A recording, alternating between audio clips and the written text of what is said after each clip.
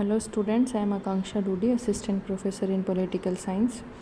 Last lecture में हमने cold war के रीजंस के बारे में बात किया था कि किन कारणों से कोल्ड वार हुई और उसको बढ़ावा मिला। अब इसमें हम उसका विभिन्न जो फेजेस थे, स्टेजेस थी, विभिन्न चरण थे, उनके बारे में बात करेंगे। तो इसको इजीली समझने के लिए हम इसको विभिन्न स्टेजेस में डिवाइड कर लेते हैं। तो प्रथम चरण 1947 से 1953 तक।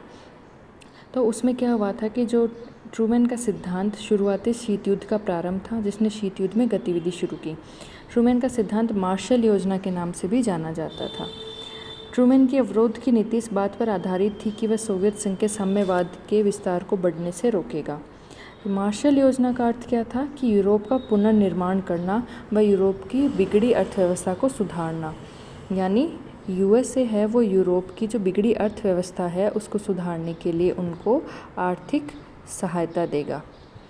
इस तरीके के पीछे जो योजना थी वह यूरोपीय देश जो विश्व युद्ध में बर्बाद थे उनकी सहायता करना और उनको आर्थिक सहयोग देना, क्योंकि यूएसए इस बात से घबराने लगा था कि पश्चिमी यूरोप में जो गरीबी से पीड़ित लोग थे वो सोवियत संघ के साम्यवाद के रास्ते पर जा रहे हैं।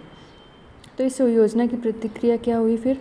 यूएसएसआर ने, जब यूएसए ने मार्शल योजना के नाम पर जो पश्चिमी यूरोप था यहाँ उनको आर्थिक सहायता देनी शुरू कर दी ताकि जो गरीबी से पीड़ित लोग हैं वो साम्यवाद का रास्ता ना अपनाने, यूएसएसआर के खेमे में शामिल ना हो जाएं, तो उनको इकोनॉमिक एड देनी उन्होंने शुरू कर दी। तो जवाब में यूएसएसआर ने माल्तोवो क्या प्लान लाया? यूएसएसआर मालोतोव प्लान लेके आया यूएसएसआर, यानी सोवियत रूस। उसमें क्या हुआ? सोवियत संघ। उसमें क्या हुआ कि पूर्वी यूरोप में ये प्लान लेके आए और पूर्वी यूरोप को ये कहा गया कि वो लोग यूएसए से हेल्प नहीं लेंगे और सोवियत संघ उनकी आर्थिक अर्थव्यवस्था को सुधारने के लिए हेल्प करेगा। तो मार्शल योजना यूएसए लेके आया और उसके बदले में यूएसएसआर ने भी काउंटर योजना लेके आया पूर्वी यूरोप के लिए, ताकि पूर्वी यूरोप के देश हैं वो यूएसए में शामिल, उसके जो खेमे में शामिल ना हो जाए। ठीक है। अब इस योजना की, मार्शल योजना की प्रतिक्रिया ये हुई कि स्टालिन ने अपने साथियों को कम इन्फोर्स में सहयोग के लिए कहा। इसका मतलब था कि सोवियत संघ पूर्वी यूरोप पर पूरी तरह नियंत्रण करेगा। अब जर्मनी के विभाजन ने भी दोनों महाशक्तियों में विरोध की प्रकृति को जन्म दिया। जर्मनी का बंटवारा इसलिए हुआ था कि दोनों शक्तियाँ अपने अपने क्षेत्रों का प्रभाव बढ़ा सकें।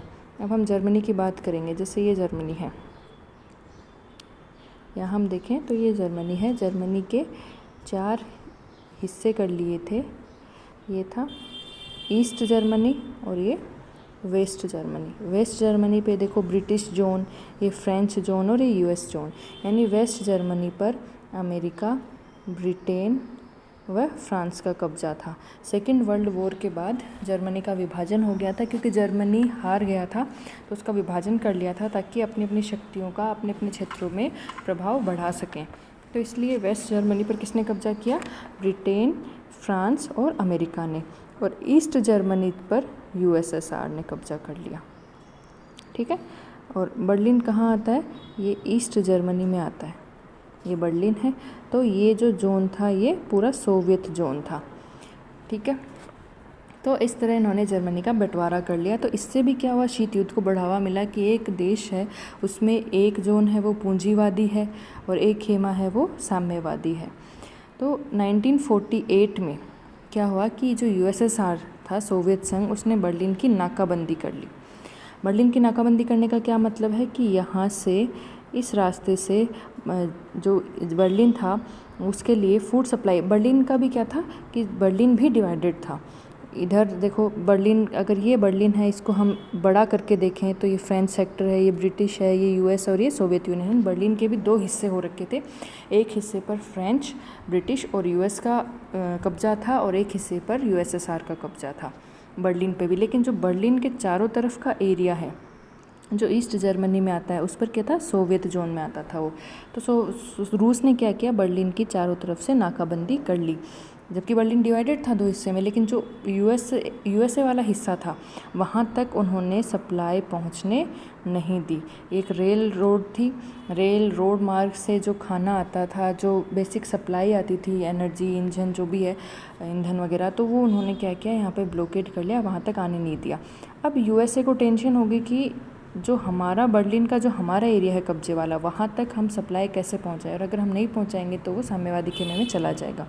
तो बर्लिन के भी 2 हिस्से थे, तो जो यूएसए वाला हिस्सा है उस पर इन्होंने हवाई मार्गों के थ्रू यहाँ पर लगभग 1 साल 2 साल तक इन्होंने खाना पहुँचाया। जो बेसिक कॉमर्शियल जो कमोडिटीज़ होती हैं उनको वहाँ पर हवाई मार्ग के थ्रू सप्लाई किया गया, ताकि सोवियत संघ का उस पर कब्ज़ा ना हो, वो लोग उस पर निर्भर ना हो जाएं।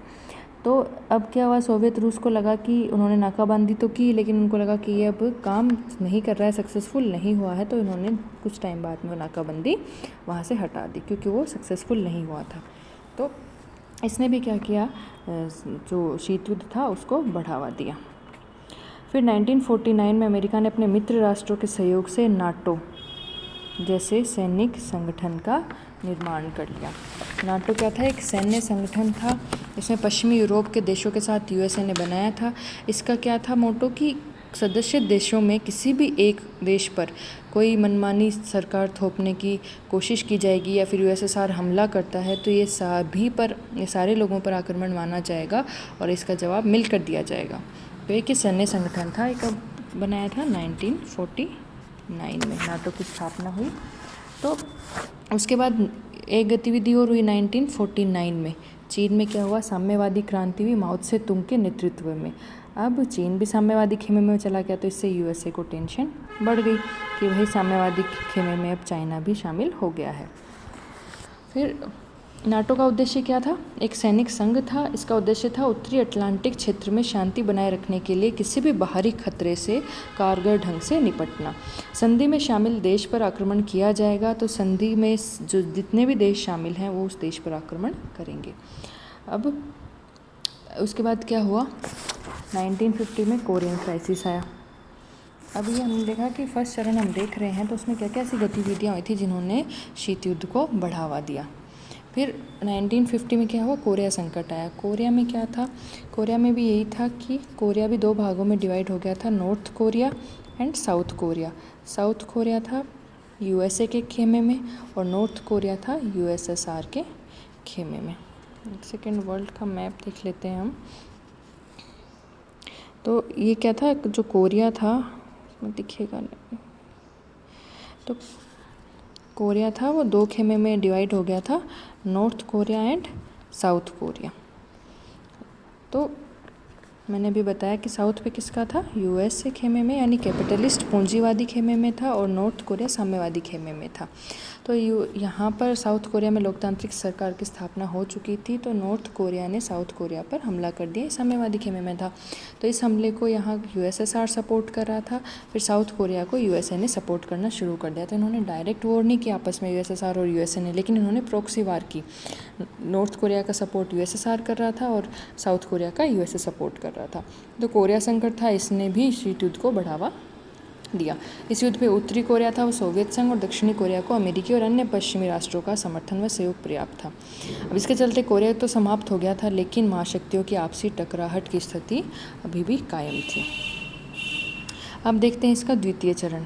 द्वितीय चरण का कब से कब तक, 1953 से 62 या 63 तक। अब 1953 में क्या था, दोनों देशों के नेतृत्व में परिवर्तन हुआ। सोवियत संघ स्टालिन की मृत्यु के बाद कुर्शेव वहाँ पर आए और संयुक्त राष्ट्र अमेरिका में ट्रूमैन का स्थान अजाइनहोवर ने ले लिया था। इस समय संयुक्त राष्ट्र ने लोगों को साम्यवादी मत से स्वतंत्र करने के लिए टकराहट की नीति को बड़े बदले की कार्रवाई में बदल लिया था। अब 1953 में क्या हुआ, सोवियत संघ ने प्रथम परमाणु परीक्षण किया। कब किया, 1953 में। इससे पहले अमेरिका के पास ही परमाणु शक्ति थी, तो अमेरिका ये बोलता था कि तुम्हें भाई डरने की ज़रूरत नहीं है, हमारे पास परमाणु शक्ति है, हम अगर आप पर कोई हमला करेगा तो हम उस परमाणु शक्ति का यूज़ करेंगे और उसको पूरा का पूरा देश ख़त्म हो सकता है, पूरा का पूरा वर्ल्ड ख़त्म हो सकता है, इतनी उसमें क्षमता होती है। तो इसलिए उस राष्ट्र को ये कहकर अपने खेमे में मिला लेता था कि आपको सिक्योरिटी की टेंशन नहीं होनी चाहिए।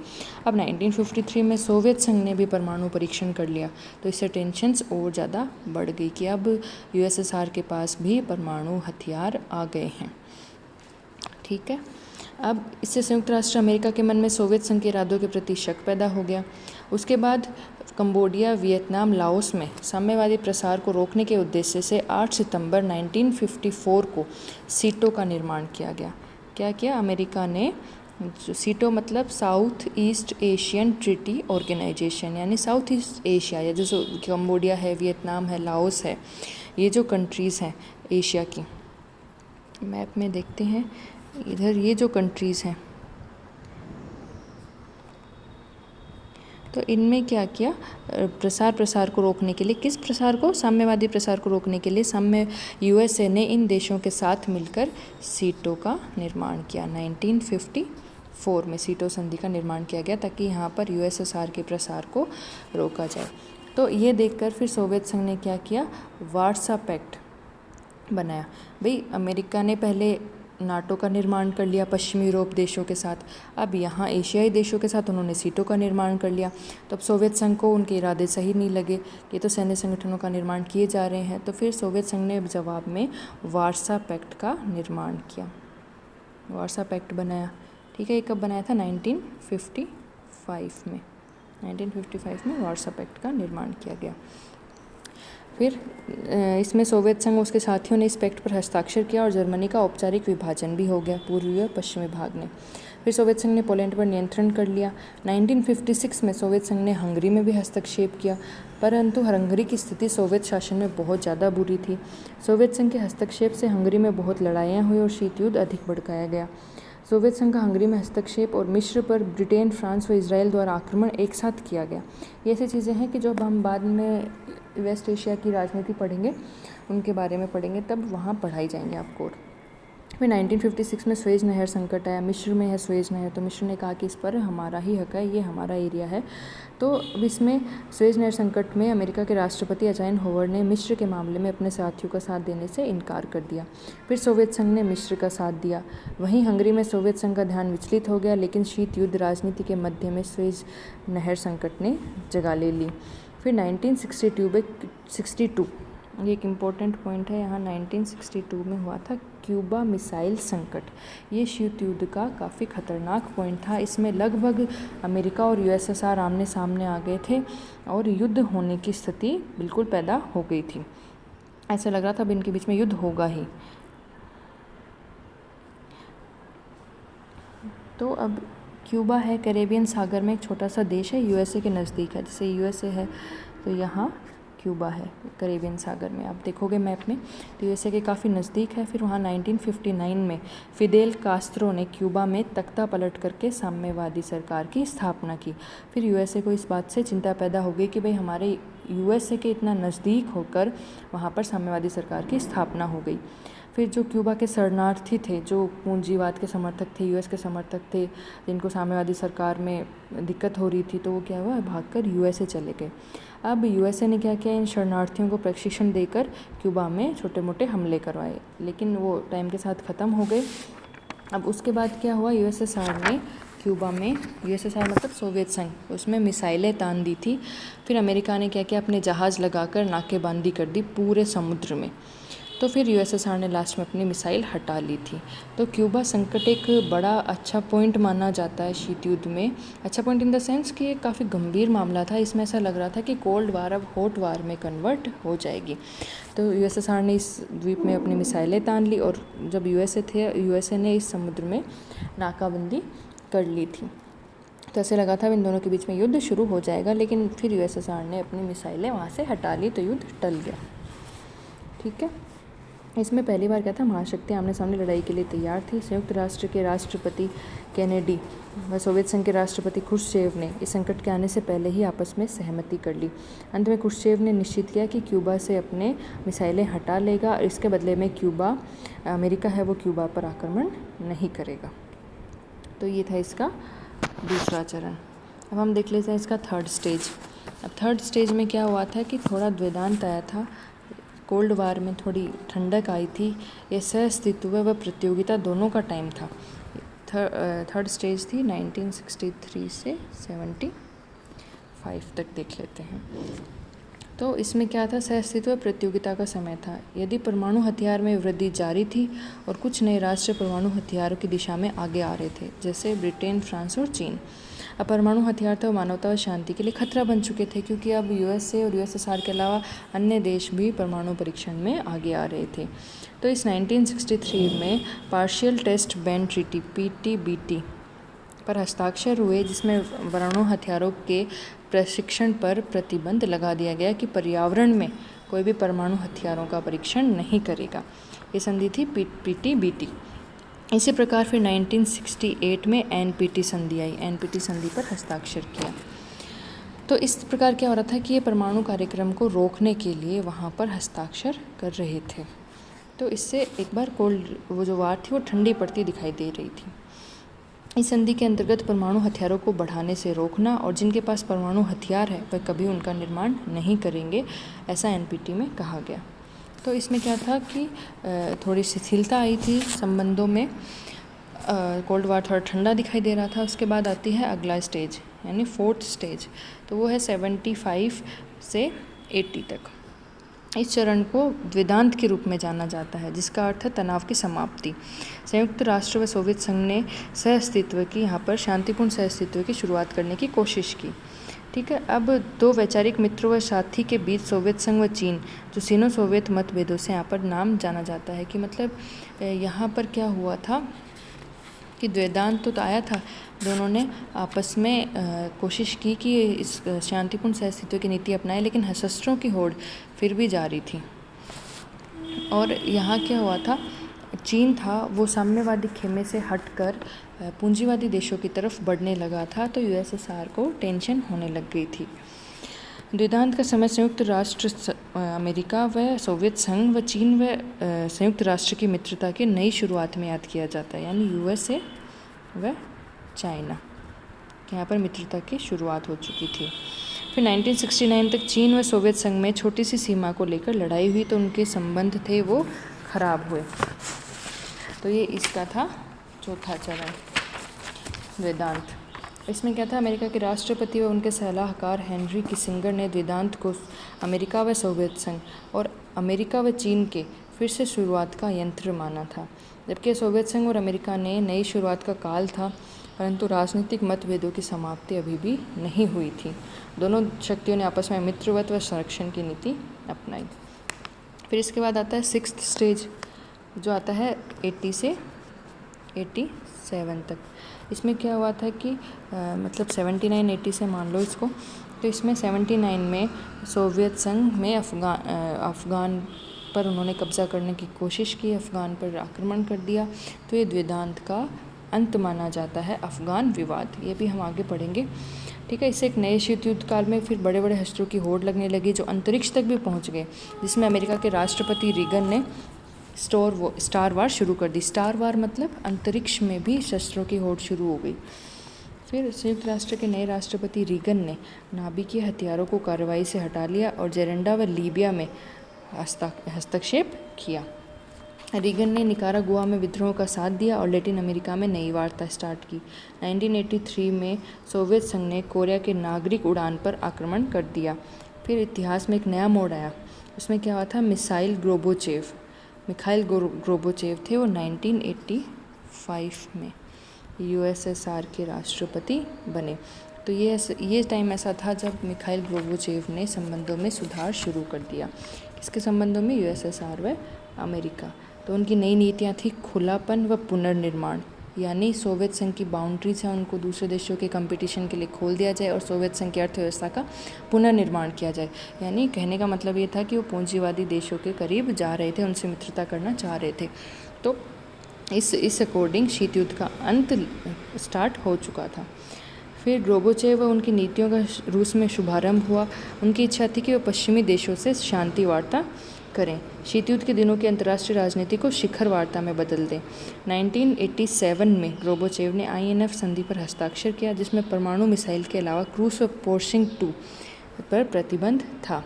अमेरिका के राष्ट्रपति व सोवियत संघ के राष्ट्रपति ने स्टार्ट संधि पर हस्ताक्षर किए, जिसमें परमाणु हथियारों को धीरे धीरे कम करना था, फेज आउट करना था।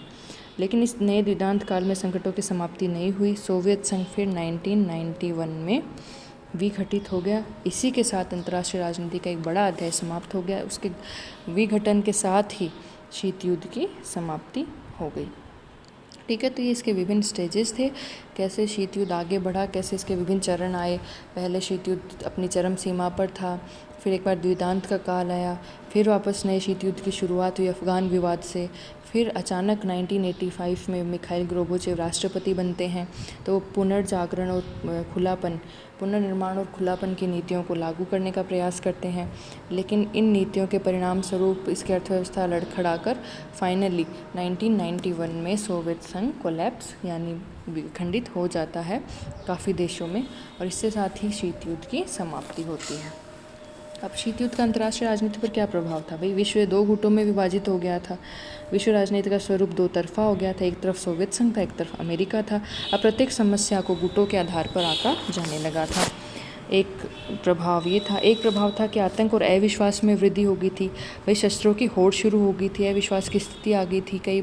एक बार जैसे अमेरिका का जासूसी विमान USSR में पकड़ा गया था, U-2 विमान था, तो सभी को ये भय था, इस टाइम अविश्वास था कि कभी भी तीसरा युद्ध शुरू हो सकता है, कोई एक छोटी सी गलती भी तीसरे युद्ध को जन्म दे सकती है। तो सब भय और आतंक के वातावरण में जी रहे थे। तो एक ये भी प्रभाव था अंतर्राष्ट्रीय राजनीति पर। एक प्रभाव था सैनिक संगठनों में और सैनिक संधियों का बाहुल्य हो गया था। जैसे अमेरिका ने नाटो, सीटो जैसी संधियाँ बनाई, तो इसके जवाब में USSR ने वार्सा पैक्ट, तो नाटो, सीटो, सेंटो, वार्सा पैक्ट जैसे सैनिक संगठनों की शुरुआत शीत युद्ध का ही परिणाम थी। इससे निशस्त्रीकरण की समस्या और जटिल हो गई थी और निरंतर तनाव की स्थिति थी। सैन्य संगठनों के कारण शस्त्रों की और ज़्यादा होड़ शुरू हो गई थी। एक प्रभाव था कि आणविक युद्ध की संभावना का भय रहता था। अब आणविक परीक्षण किए जा रहे थे, तो अब ये डर रहता था कि किसी भी समय अगला युद्ध है वो परमाणु युद्ध हो सकता है। क्यूबा संकट ने इस भय को बढ़ावा दिया था। मैंने बताया था USSR ने वहाँ पर अपनी मिसाइलें तान दी थी जाकर, अमेरिका ने उनकी नाकाबंदी कर ली थी, लेकिन वो तो टाइम रहते उनके बीच में समझौता हो गया और वहाँ से अपनी मिसाइलें हटा ली, वरना ये युद्ध में चेंज हो सकता था। एक प्रभाव इसका है सशस्त्रीकरण में वृद्धि। भाई, सशस्त्रीकरण को बढ़ावा मिला। विश्व शांति के लिए जो एक प्रश्न चिन्ह बनकर रह गया, दोनों महाशक्तियाँ अपनी अपनी सैनिक शक्तियों में वृद्धि करने के लिए पैसा पानी की तरह बहाने लगी थी। तो वहाँ का जो आर्थिक विकास था वो अवरुद्ध होने लग गया था, क्योंकि दुनिया भर का पैसा सिर्फ हथियारों में खर्च किया जा रहा था। तो जो बाकी एरियाज़ थे उनको नेग्लेक्ट करने लग गए। तो एक ये बड़ा प्रभाव ये था। एक संयुक्त राष्ट्र संघ की भूमिका में कमी आना, संयुक्त राष्ट्र संघ के कार्य भी अवरुद्ध होने लगे, क्योंकि वो दोनों गुट अपने अपने गुटों के स्वार्थ के लिए सोचते थे। तो संयुक्त राष्ट्र संघ की कोई कार्रवाई नहीं हो पाती थी। एक कोई कार्रवाई करा, दूसरा उसको वीटो कर देगा। USSR ने बहुत बार संयुक्त राष्ट्र संघ में इस दौरान वीटो का प्रयोग किया। विश्व संगठन महाशक्ति की विचारधारा अलग अलग होने की वजह से कोई कठोर कार्रवाई नहीं कर पा रही थी। अब अंतर्राष्ट्रीय समस्याओं पर संयुक्त राष्ट्र संघ दोनों महाशक्तियों के निर्णय पर ही निर्भर हो गया था। तो संयुक्त राष्ट्र संघ भी इन शक्तियों की राजनीति का अखाड़ा बन गया था। फिर सुरक्षा परिषद का पंगु होना। सुरक्षा परिषद के ऊपर विश्व शांति और सुरक्षा स्थापित करने का कार्य था, लेकिन महाशक्तियों ने इसको अपने संघर्ष का अखाड़ा बना दिया। दोनों के परस्पर विरोधी मत होने के कारण विभिन्न विषयों पर वीटो द्वारा बहस होती थी, तो कोई ठोस कार्रवाई नहीं हो पाती थी। तो ये सारे अंतर्राष्ट्रीय राजनीति पर प्रभाव देखे जा सकते हैं। तो ये था हमारा शीत युद्ध। बचा है कुछ अगर, तो वो हम अगले लेक्चर में कवर कर लेंगे।